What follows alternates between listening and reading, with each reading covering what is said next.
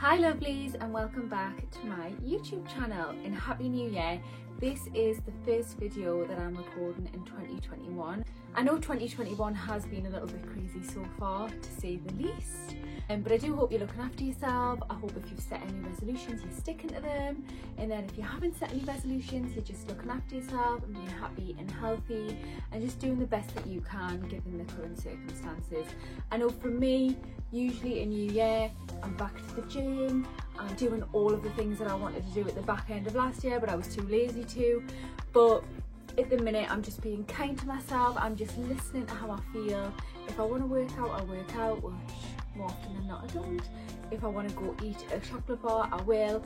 And I think it's just about getting through each day as well as we can at the minute, really, isn't it? So in 2021, I definitely want to focus on my YouTube channel more. I love creating content for you. I know some of you are in my Instagram, and actually some of you who are here are new and are still getting to know me. If you don't follow me on Instagram, then I will leave my Instagram handle here.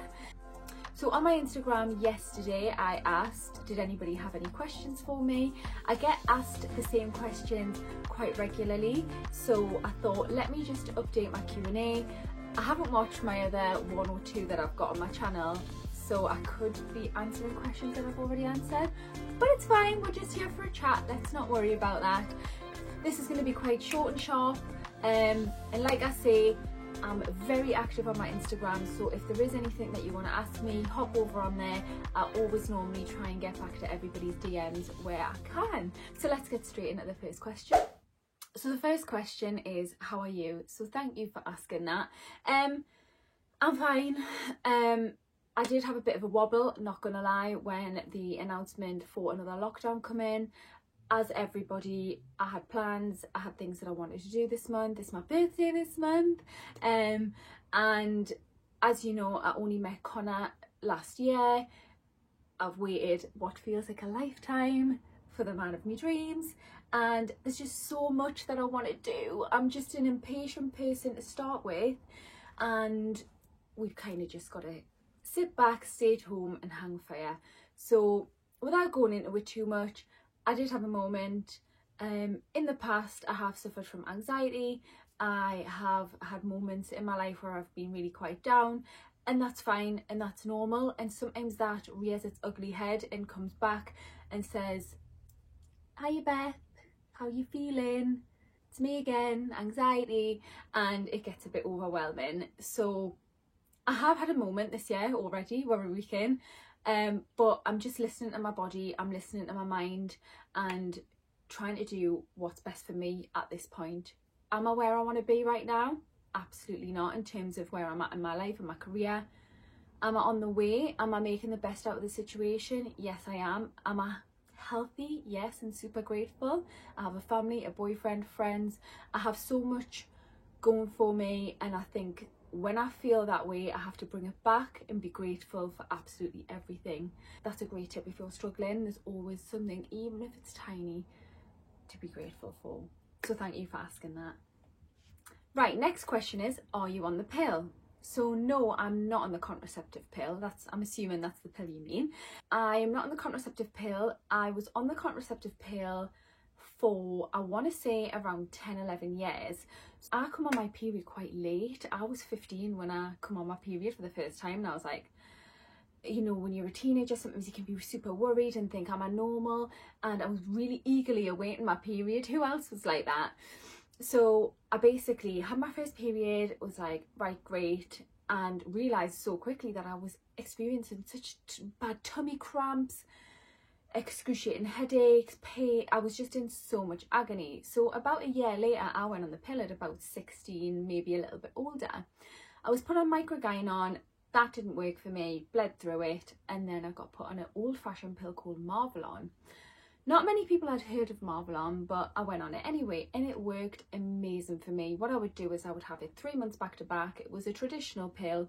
It wasn't a mini pill, but having no known health conditions or anything like that, I was, you know, the doctors were happy for me to be on that. Yeah, basically I would do 3 months, then I would have a month where I would kind of stop having the pills back to back, and I would have a little withdrawal bleed, and I would have really bad cramps and all of that kind of stuff. And I did that for, I want to say, 10 years. In between that time, I had a boyfriend and I was dating people, and to be honest, there was maybe like maybe 2 or 3 years where I wasn't really involved with anybody, and I probably could have had a break. But because I'm very much, I like to be in control of my body, I am a little bit of a creature of habit, I like to know where I'm at, I just stayed on the pill. But as I started to get older, I don't know how you feel about this, I started to really look inwards and think, am I treating my body with the respect it deserves, and am I really looking after my body? And I started to think, oh, you know, the pill, is it good for me, is it not good for me? Personal preference, if you're on the pill, you know, I was on it for probably around 10 years, fine.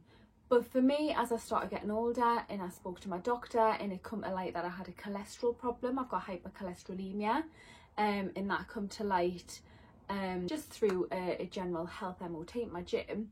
That's another story. But basically the doctor said, how about we come off the pill, see how our hormones and cholesterol level like kind of correlate. It made marginal difference, but the way it made me feel was massive. So my anxiety kind of disappeared.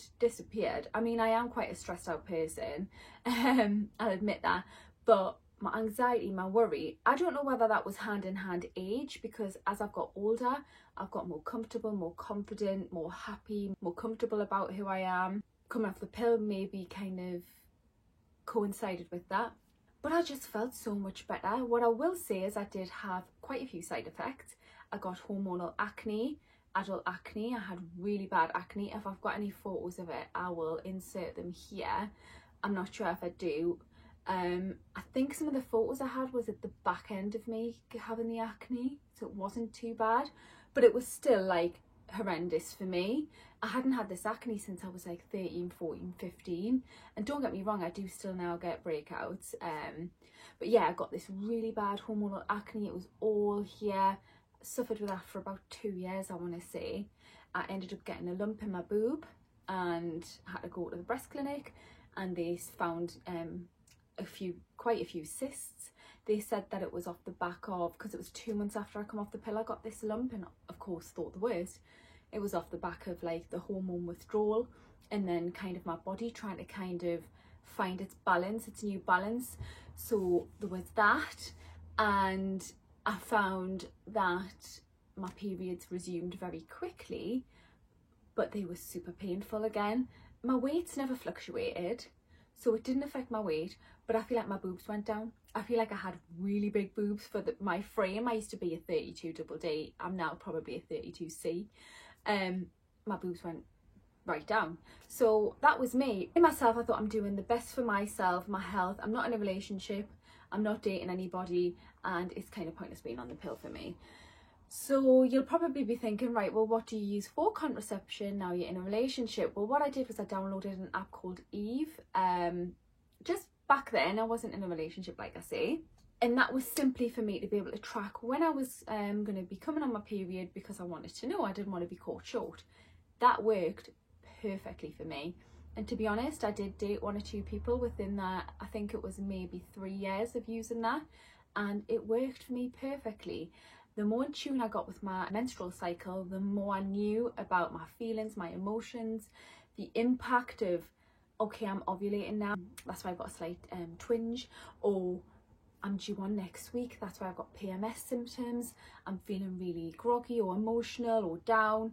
Why? Back in the day I wouldn't understand why, but because I was starting to really tune into my body and my cycle, I started to think, all right, okay, I feel a bit crap because of my period, or because I'm due on, or because of where I'm at in my cycle. So it really helped me get into tune with my body. So then I met Connor last year, February, March, and I had always thought about using this because I had seen a lot about it on Instagram, and I spoke to him about it because I think when you're in a relationship, it's a two-way street. I think contraception should absolutely be a joint responsibility. It shouldn't just lie on the woman. And I explained, I don't want to put hormones in my body. These are the consequences of putting hormones in your body. It works for some people, and some people it doesn't, and that's absolutely your choice. But for me now at this age, I don't want to do that. You know, in the next few years I want to be having a baby and stuff, so I just want to get my body in a really natural cycle. He at first was a bit like, oh right, okay, wow. When I explained to him about the cycle, about the fact that you have an ovulation period of around 5 days to a week, you can only get pregnant on those days, he was like, oh my god. To be honest, I didn't realise that a few years ago either. I think some people think that you can just get pregnant at any point throughout the month or the year. So anyways, I went on to Natural Cycles. This isn't an ad, by the way, at all. I pay for this, and it's just something that I would recommend because it's something that's worked for me. And basically what it is, it's an app like Eve, but it comes with a thermometer. So you buy the thermometer, and every morning when you wake up at a similar time, you pop it under your tongue, you take your temperature. It takes maybe a couple of months to kind of understand your cycle, and it takes your basal, is it basal metabolic? No, I'm probably lying. Basal, it's your basal temperature, so it's your temperature that's within your body basically, and that the slight fluctuations during the month will dictate whereabouts you are in your cycle. So I think as you're ovulating, I think your temperature rises slightly. As you're about to come on your period, it drops slightly, or it might be the other way around. And the more data that you put in the app and the more accurate the data is, the more green days you get. So green days are days where you don't need to worry, you're not fertile, and red days are days where you need to abstain or use additional protection so that you don't become pregnant if you're not actively trying to get pregnant. And this works for me like a dream. It is perfect, it feels safe. I know a few people who now use this. Some people are a bit skeptical, but for me, I trust in it wholeheartedly. And you can also, when you're about to ovulate, order some, I think they're called luteal strips, and you dip them in your wee, and that gives you an even more accurate picture of when you're ovulating and when to avoid having sex. So that's what I use. I know there's another one called Flow, I think, that Annie Jeffrey uses, who is a YouTuber who I absolutely love. I think there's a few coming on the market now, but if it's something you're interested in, I'll leave the link below. Like I say, I don't work with them. I just wanted to kind of address that because I do get asked these questions, and we're all girlies, and we might have some boys here as well. And if you are a boy and you've got a girlfriend, it might be worth having that discussion with your girlfriend. Next question is, what products do you use on your hair? So I've recently been using the Bondi Boost hair growth range, and it is amazing. It feels so nice on your scalp. It smells of like peppermint, and it's actually really, really, really gorgeous.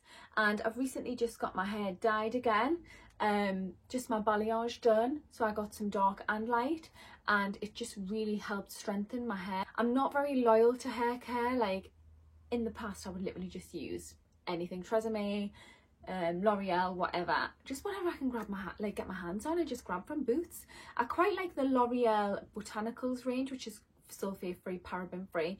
I don't like too many additives in anything, my skincare, my hair care, anything.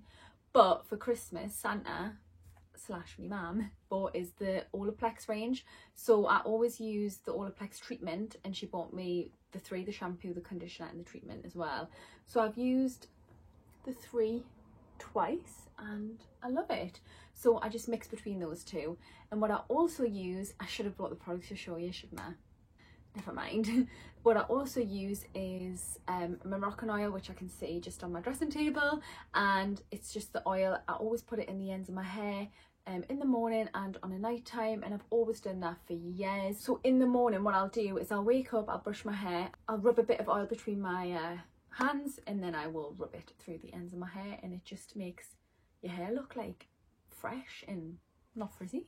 This is a random one. How tall are you? I'm 5'6". Next question is, how do you cope with IBS? So I've had IBS for years, absolute years. I can remember I've always had a bloated belly, and I know if you follow me on Instagram or whatever, you'll probably think, no, you haven't got a bloated belly. I have. It's just 90% of the time it's bloated, 10% of the time it's not.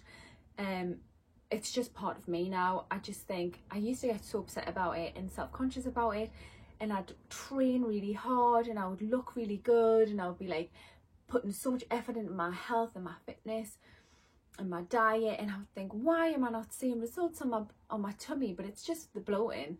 And my tummy is so fragile. I can remember I was going through a really stressful period of my life with a guy that I was seeing when I was around 24, 25, and it just wasn't a good situation to be in. Complete waste of my time, if I'm being honest. However, my IBS symptoms really come into full effect at that point, and I can remember going to the doctor because my mum was like, your belly's so bloated, Beth, it looks like you're actually pregnant. And she said to me, you should probably take a pregnancy test. And I was like, Mum, I'm on the pill. And she was just like, you know, but it was that severe for me. I've always been slim, so having a bloated belly really does show, and it's my lower tummy. And it was the stress and anxiety and daily upset that really triggered that when I went to the doctors, and they explained that your tummy is your second brain, and there's a lot to be said about the connection between your mind and your tummy, and the fact that it's got so many nerve endings and feels everything. You know, when you're really excited you get like butterflies, or you're really nervous and you feel like, oh god, I need the toilet. It's all that, but exaggerated when you're stressed, because everything just goes to that area. Some people hold stress in different areas of the body. They might get a tight chest, shoulders might go up, or they might get a bad back, or mine is always my tummy. It's the first response for me. So that really triggered me, and from that point onwards I had like celiac tests.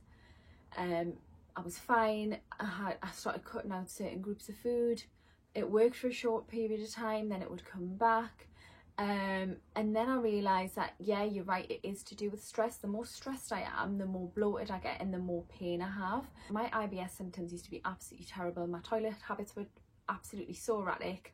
They were like, I was frightened to go anywhere. I'd literally dread going on a plane on holiday, because I'd be thinking, oh my god, what's it going to be like when I'm on the plane? Am I going to be sat on the toilet the whole flight? Like, the anxiety and fear that's attached with having IBS is totally, I think, understated, because you just don't know when you're going to need to go, and you don't know how long you're going to be there for. You know, if I was dating new guys, or if I was out with my friends and I had to go to the toilet, they'd be like, are you okay? You know, what the hell? And I would just be like, oh my god, no. So yeah, I soon become very close friends with Buscopan. I always have Buscopan with me, which is a IBS cramp relief drug, and I realised that peppermint tea really worked and would really help my symptoms. So my Buscopan was almost like my little comfort blanket that I knew if I went anywhere and I started feeling really poorly, I could take that and it would alleviate the symptoms in some way.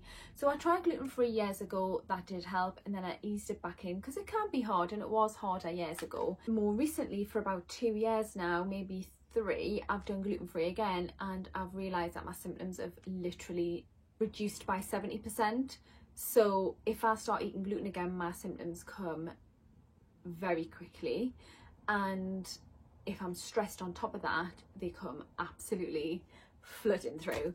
Like, my tummy just bloats so hard, and I'm just back and forth to the toilet, and the pain is excruciating. And because I get really bad period cramps and really bad IBS cramps, I'm just like, oh my god, give me a break. So yeah, it's just one of them. I had an allergy test not that long ago. It come back that I wasn't even allergic to gluten, but Rachel, who did the allergy test for me, said that because I don't really eat gluten, it probably won't pick it up, if that makes sense. So if it just doesn't work for me, great, don't have it. And I was allergic to egg yolk, green tea and buckwheat. Of all things, I thought the list was going to be so long, but it wasn't. So that kind of led me to believe that, yeah, it's all to do with this. What's going on in here translates into your body and your skin and everything, and so we've always got to be looking after this. I don't talk too much about my IBS because I don't know how much you want to know about it, or, you know, there's a lot of information out there. It's just one of them. It's personal to you. If you find that you try different things, cutting dairy out, that works, or it doesn't work, cutting gluten out, it does work, or it doesn't work, stick to it.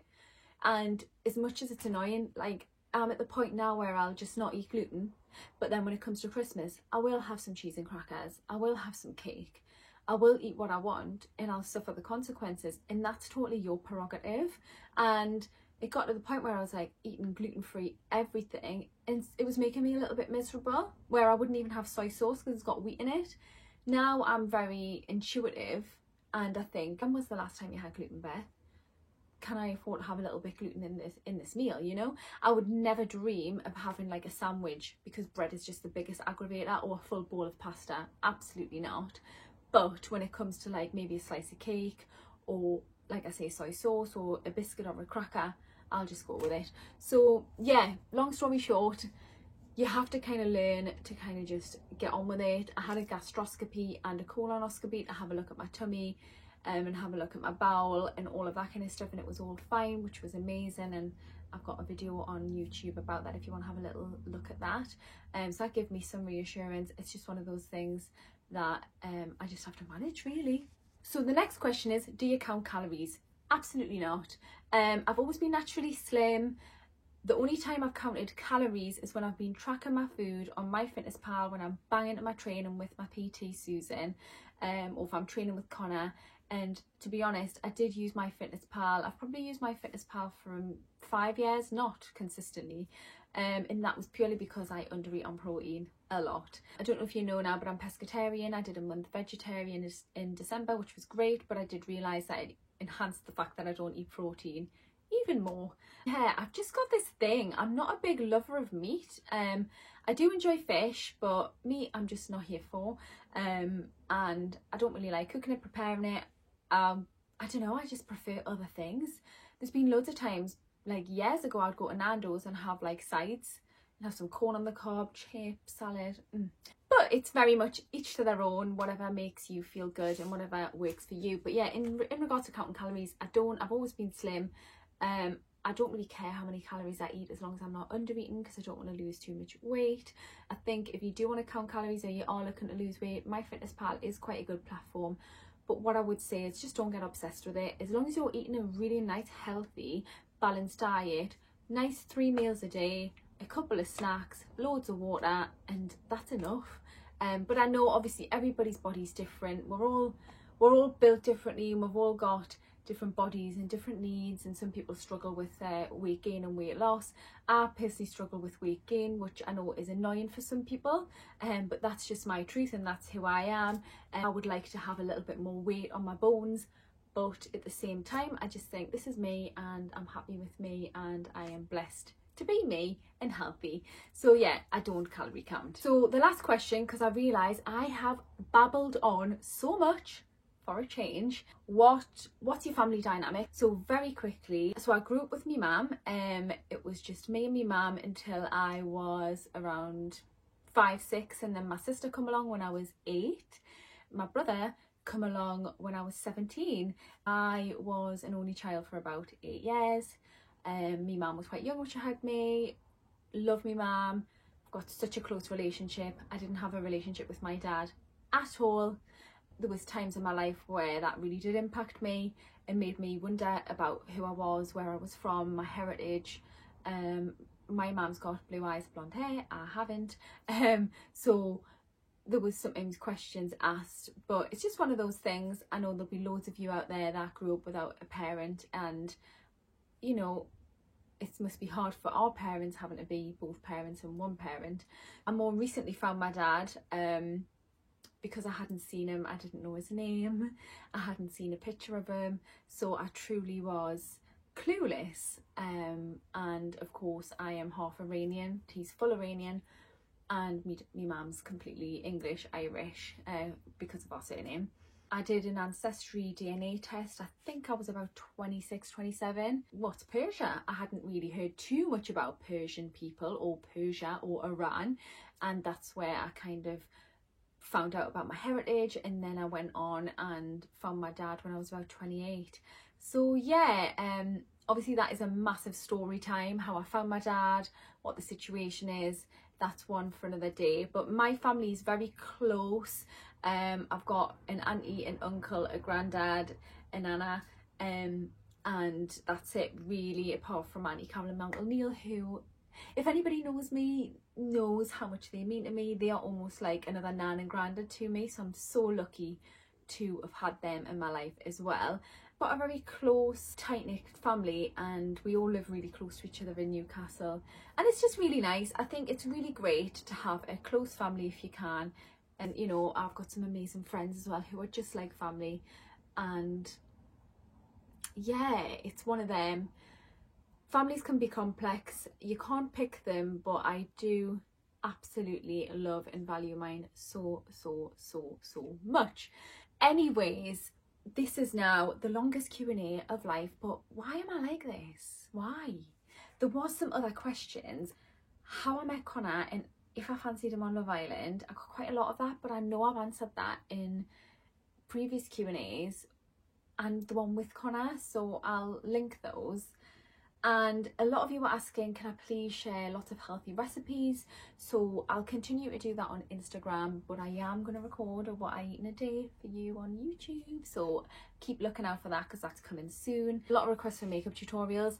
I'm very skeptical about doing a makeup tutorial because I'm not a makeup artist, I'm not an MUA, and I don't know, I probably don't do things the right way, and I'm a bit slapdash. So let me know in the comments below, do you want to see a makeup tutorial? Because if you do, if enough of you do, then I will do it, but I am a bit skeptical. I mean, I did work on a makeup counter for about a year. I worked on Dior when I was much younger, and I did pick up a lot of skills there, but I'm still a bit like, this is just what I throw together in fashion, really. So that is the end of the video. If you're still watching, thank you for getting this far. Like I said, I'm going to be doing lots more content for YouTube this year, so if there is anything you want to see from me, please do comment below or come over to find me on Instagram and we can have a chat on there. Thank you so much for watching, and thank you so much for submitting the questions that you did. If you haven't subscribed yet, please subscribe, it literally means the world. Like, comment, all of that good stuff. Send me all of the positive vibes because I'm just about that life. Love you loads. Thank you so much for watching, and I'll see you again next time.